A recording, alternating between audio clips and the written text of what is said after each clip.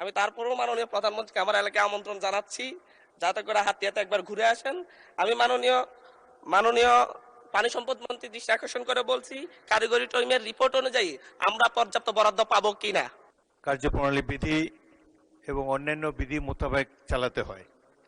এখানে রেওয়াজ হলো যে আপনি যে নোটিশটি দিয়েছেন সেটি পড়বেন, এরপরে আপনাকে যখন সুযোগ দেওয়া হবে সম্পূরকভাবে দু একটি কথা বলতে পারবেন। এখন নোটিশে যা বলেছেন দিয়েছেন সেটাই পড়ে যান অনুগ্রহ করে। ধন্যবাদ মাননীয় স্পিকার। মাননীয় সদস্যবৃন্দ, আমি এখন নোয়াখালী ৬ আসন থেকে নির্বাচিত সদস্য জনাব আব্দুল হান্নান মাসুদকে তার জরুরি জনগুরুত্বপূর্ণ বিষয়ে মনোযোগ আকর্ষণের নোটিশটি পড়ার জন্য আহ্বান জানাচ্ছি। ধন্যবাদ মাননীয় স্পিকার। মাননীয় স্পিকার, 2100 বর্গ কিলোমিটারের দ্বীপ হাতিয়া বাংলাদেশের অন্যতম একটি বৃহত্তম দ্বীপ। ওই দ্বীপের সাধারণ অসহায় নিঃস্ব মানুষ আমাকে ভোট দিয়ে নির্বাচিত করেছেন। আমি তাদের প্রত্যেককে ধন্যবাদ জানাচ্ছি। সেই সকল রিক্সা চালক, ভ্যান চালক, সিএনজি চালক, ফেরিওয়ালাদেরকে, যারা তাদের ফেরিগিরি করতে গিয়ে কিছুক্ষণ আমার জন্য কথা বলতেন, কিছুক্ষণ তার সবজি বিক্রির জন্য কথা বলতেন। আমি কৃষক শ্রমিক প্রত্যেককেই ধন্যবাদ জানাচ্ছি, যারা অস্ত্রের বিপরীতে দাঁড়িয়ে আমাকে নির্বাচিত করেছেন।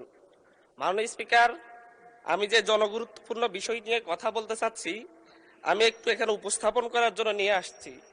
আমি এই মায়ের প্রতিনিধি, যিনি নদীর ধারে দাঁড়িয়ে অসহায় নিঃস্ব অবস্থায় দেখাচ্ছেন মাননীয় স্পিকার, কোথায় রয়েছে। মাননীয় সদস্য, সংসদ কিছু রীতি নেওয়াজ অনুসারে চলে। সংসদের কার্যপ্রণালী বিধি এবং অন্যান্য বিধি মোতাবেক চালাতে হয়।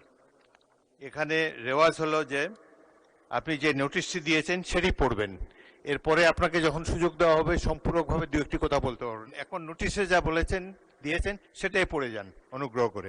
ধন্যবাদ মাননীয় স্পিকার। মাননীয় স্পিকার, আমার নির্বাচনী এলাকা নোয়াখালী ৬ হাতিয়া এটি সর্বকাশী মেঘনা নদীর তীরে অবস্থিত তীব্র নদী ভাঙ্গন প্রবণ একটি উপকূলীয় দ্বীপ। এই দ্বীপে প্রায় ৭.৫ লক্ষ মানুষের বসবাস। গত ৭০ বছর এই দ্বীপের মেঘনা নদীর দ্বারা তীব্র ভাঙ্গনের শিকার একটি জনপদ। গত ৭০ বছর ধরে হাতিয়ার প্রায় ৯৫ কিলোমিটার ভূমি মেঘনা নদীতে বিলীন হয়ে গিয়েছে, যার আর্থিক ক্ষয়ক্ষতির পরিমাণ হিসাব করলে লক্ষ কোটি টাকার সমান হবে। মাননীয় স্পিকার, এর মধ্যে ছিল হাতিয়ার বিখ্যাত শহর হাতিয়া শহর, যেই শহরটি বৃহত্তর নোয়াখালী অঞ্চলের সবচাইতে স্বনামধন্য এবং সবচাইতে বিখ্যাত শহর ছিল। বর্তমানেও হাতিয়ার প্রায় ৫০ কিলোমিটার এলাকা নদী ভাঙ্গনের দ্বারা আক্রান্ত। আমাদের হরনিসা নন্দী ইউনিয়ন, আমাদের সুকচর নলসিরা ইউনিয়ন, সরকিং ইউনিয়ন, জাহাজবাড়া ইউনিয়ন সহ প্রায় প্রত্যেকটি ইউনিয়নই এই নদী ভাঙ্গনের করাল গাছে।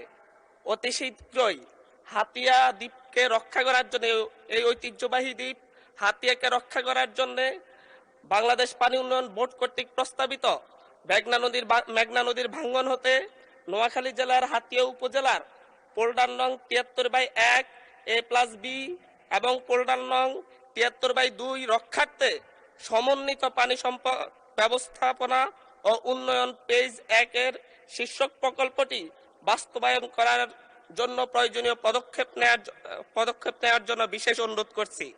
যদি পদক্ষেপ নেওয়া না হয় প্রতি বছরই কয়েক কিলোমিটার ভূমি নদীতে বিলীন হয়ে যাবে এবং প্রতি বছর প্রায় ৭ থেকে ৮ হাজার কোটি টাকার সরকারি বেসরকারি সম্পত্তি নদীর গর্ভে বিলীন হয়ে যাবে।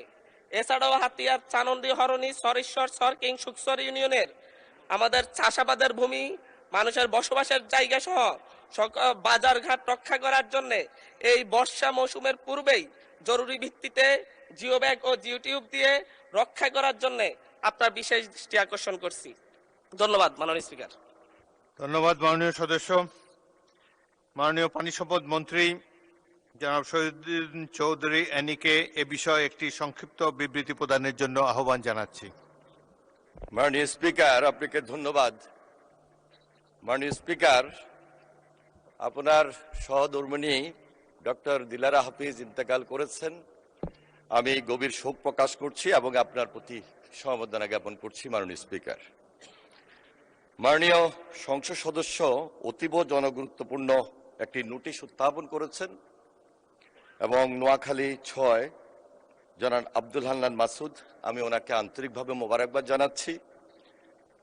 মেঘনা নদীর ভাঙন হতে নোয়াখালী জেলার হাতিয়া উপজেলার ফোল্ডার নং ৭৩/১ এ এবং বি ও ফোল্ডার নাম্বার ৭৩/২ রক্ষার্থে সমন্বিত পানি সম্পদ ব্যবস্থাপনা ও উন্নয়ন প্রকল্প পেজ 1 শীর্ষক প্রকল্পের সম্ভাব্যতা সমীক্ষার কাজ ইতিমধ্যে সম্পন্ন করা হয়েছে।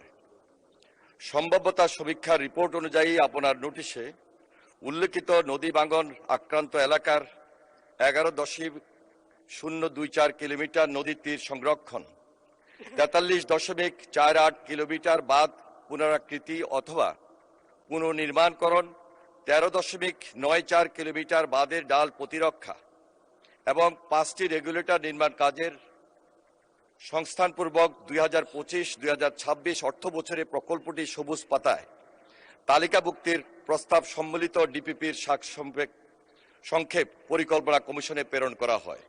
পরিকল্পনা কমিশনের আন্তঃমন্ত্রণালয় প্রোগ্রামিং কমিটির সবার গৃহীত সিদ্ধান্তের আলোকে প্রকল্পটির প্রাকল্পিত ব্যয় হ্রাস করে 800 কোটি টাকা সীমাবদ্ধ রেখে ডিপিপি ডেভেলপমেন্ট প্রজেক্ট প্রপোজাল পুনর্গঠনের জন্য সুপারিশ করা হয় মাননীয় স্পিকার। উক্ত সুপারিশের আলোকে বাংলাদেশ পানি উন্নয়ন বোর্ড কর্তৃক একটি কারিগরি কমিটি গঠন করা হয়। উক্ত কমিটির কার্যক্রম চলমান রয়েছে। কমিটির সুপারিশের আলোকে ডিপিপি পুনর্গঠন করে যথাযথ প্রক্রিয়া অনুসরণ পূর্বক পরিকল্পনা কমিশনে পুনরায় দাখিল করা হবে মাননীয় স্পিকার। প্রস্তাবিত প্রকল্পটি বাস্তবায়িত হলে নোয়াখালী জেলার হাতিয়া উপজেলা নদী ভাঙনের কবল থেকে রক্ষা পাবে এবং জনগণের জানমাল রক্ষা সহ আর্থসামাজিক উন্নয়ন সাধিত হবে। বর্তমানে নদী ভাঙন রোধকল্পে 2025-26 অর্থ বছরে হাতিয়া উপজেলার চাঁদনী ইউনিয়নের 4 কিলোমিটার, হরিণী ইউনিয়নের 8.880 মিটার, চর ঈশ্বর ইউনিয়নের 300 মিটার, তমরুদ্দিন ইউনিয়নের 200 মিটার, জাহাজমারা ইউনিয়নের 200 মিটার এবং নলচিরা ইউনিয়নে 550 মিটার, সর্বমোট 6.130 কিলোমিটার জিও ব্যাগ ও জিওটিউবের মাধ্যমে আপৎকালীন কাজ বাস্তবায়ন করা হয়েছে। আসন্ন বর্ষা মৌসুমে বাস্তব অবস্থার প্রেক্ষাপটে প্রয়োজন অনুযায়ী উক্ত স্থান সমূহে আরো অতিরিক্ত অনুরূপ কাজ বাস্তবায়নের পদক্ষেপ গ্রহণ করা হবে। মাননীয় স্পিকার, আপনাকে ধন্যবাদ।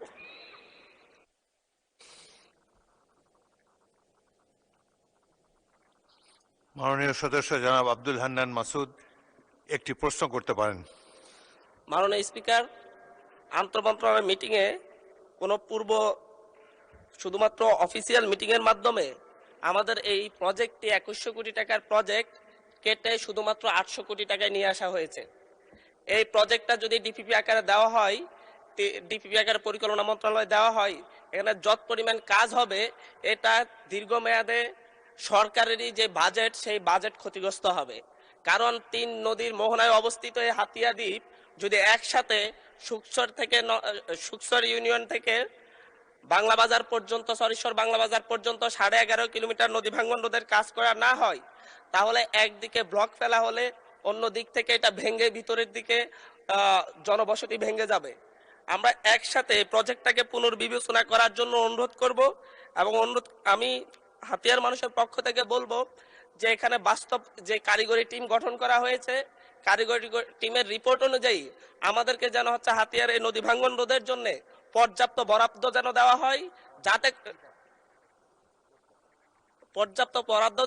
হয়, যাতে করে নদী ভাঙ্গন থেকে হাতিয়ার মানুষের যে দীর্ঘ 60 বছরের যে নদী ভাঙ্গনকে হাতিয়ার মানুষ মনে করছে এটা তাদের জন্য অভিশাপ।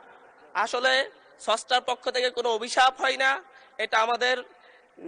এটা আমরা যদি পরিকল্পনা নিয়ে আগাই, এটা থেকে হাতিয়ার মানুষ মুক্তি নেওয়া, সরকার যদি সহযোগী হয় এটা থেকে হাতিয়ার মানুষ মুক্তি পাবে। এই ব্যাপারে আমি আশা করি সরকার এই ব্যাপারে সহযোগিতা করবে। পাশাপাশি আমি এই সংসদে দাঁড়িয়েই মাননীয় প্রধানমন্ত্রীর দৃষ্টি আকর্ষণ করব আমার হাতিয়াতে একবার এসে যেন হাতিয়ার লক্ষ লক্ষ অসহায় মানুষ, দুস্থ মানুষদেরকে দেখে যান, যাতে করে আমরা নিয়মতান্ত্রিক ভাবে জানি ইউজুয়ালি হয়ে আসে যে সরকার দলীয় এমপিদের আমন্ত্রণে সাধারণত মাননীয় মন্ত্রী প্রধানমন্ত্রী মহোদয়কে প্রশ্ন করুন, মাননীয় সদস্য মন্ত্রী মহোদয়কে একটা আমরা প্রশ্ন করুন, তারপরও মাননীয়- পর্যাপ্ত বরাদ্দ দেবেন কিনা সেটা জিজ্ঞাসা করুন। অবশ্যই আমি তারপরেও মাননীয় প্রধানমন্ত্রীকে আমার এলাকায় আমন্ত্রণ জানাচ্ছি যাতে করে হাতিয়াতে একবার ঘুরে আসেন।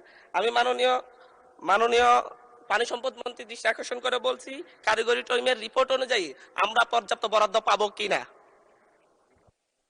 মাননীয় মন্ত্রী। ধন্যবাদ মাননীয় স্পিকার। হাতিয়া একটা দ্বীপাঞ্চল এবং প্রতি বছরেই এখানে প্রকৃতির সঙ্গে যুদ্ধ করে সেই নদী ভাঙা নদীর আশেপাশে এলাকার মানুষ সেখানে বসবাস করছে। খুব স্বাভাবিক কারণেই প্রতি বছরে ইমার্জেন্সি ওয়ার্ক বলেন আর পার্মানেন্ট ওয়ার্ক বলেন, সেখানে পানি সম্পদ মন্ত্রণালয় সবসময় সজাগ রয়েছে এবং বড় ধরনের প্রজেক্ট নিয়েই ইতিমধ্যে 800 কোটি টাকার একটা প্রজেক্ট সেখানে বাস্তবায়ন করার উদ্যোগ গ্রহণ করেছে। ওনার যে প্রশ্ন সেটি হলো সুকচর থেকে বাংলা বাজার পর্যন্ত। আমরা আশা করছি যাচাই বাছাই এবং সমীক্ষা শেষে এই ব্যাপারে প্রয়োজনীয় উদ্যোগ গ্রহণ করব এবং ধারাবাহিকভাবে সেটি সম্পূর্ণ হবে বিদায় আমি ওনার দৃষ্টি আকর্ষণ করছি এবং আমরা আশা করছি যে খুব শীঘ্রই আমরা সমীক্ষা কাজে হাত দিব। ধন্যবাদ মাননীয় স্পিকার।